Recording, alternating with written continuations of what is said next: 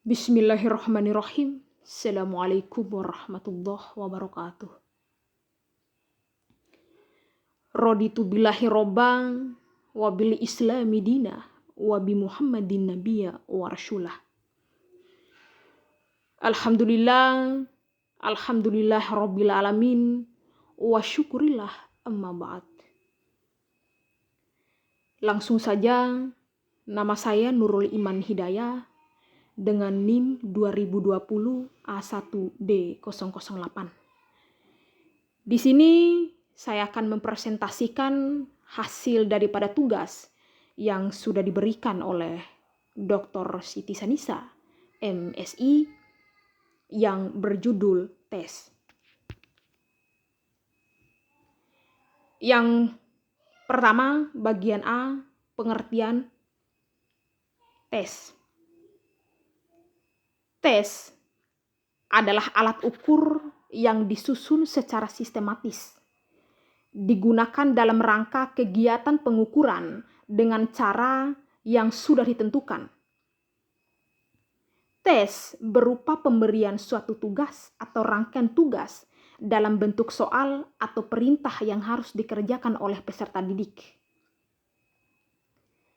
Tes merupakan serangkaian cara atau proses yang dilakukan oleh pendidik terhadap peserta didik untuk menilai, mengukur sejauh mana tingkat perkembangan atau potensi peserta didik selama menempuh pendidikan menggunakan beberapa cara yang disebut tes, baik tes tertulis maupun tidak tertulis. Selanjutnya itu poin B, tujuan. Tujuan tes adalah untuk melakukan serangkaian penilaian dari hasil yang dicapai melalui tes seorang individu dalam proses pembelajaran. Dari bentuk tes yang diberikan nantinya mampu melihat potensi dan sejauh mana perkembangan peserta didik. Seperti yang pertama, tes penempatan nantinya mampu mengetahui keterampilan peserta didik sesuai dengan kompetensi di silabus dan RPP.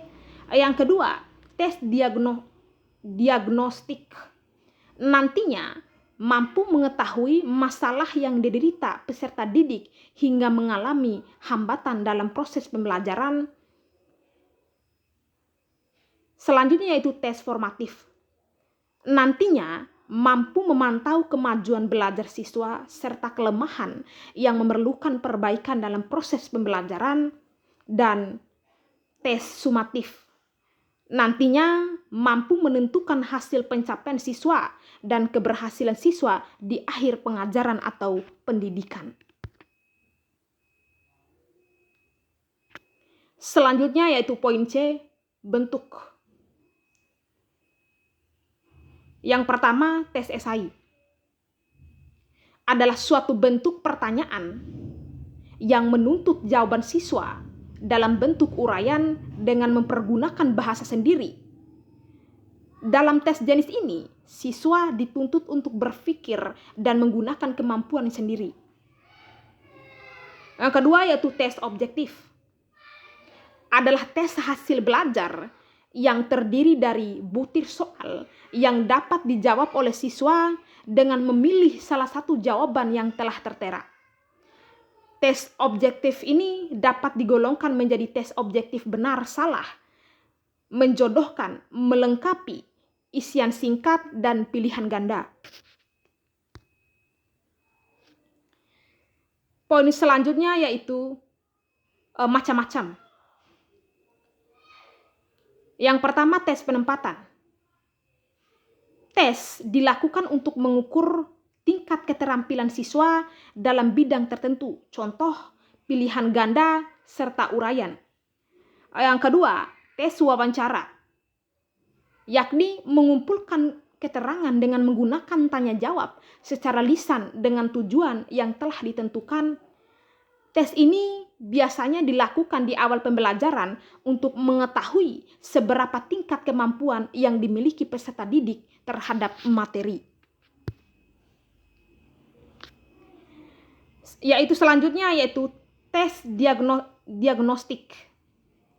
Tes yang dilakukan untuk mengetahui kesulitan belajar yang dihadapi siswa, kemudian mencari cara agar mudah mempelajari materi pembelajaran. Selanjutnya yaitu tes formatif.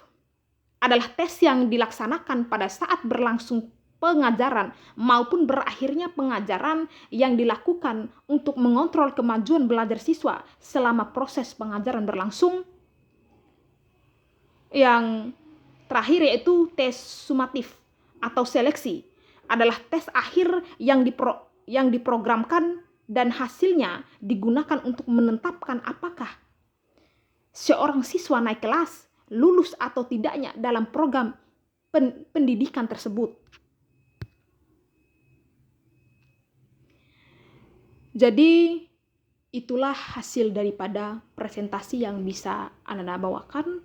Lebih dan kurangnya Anda mohon maaf. Billahi fisabil haq, fastabiqul khairat.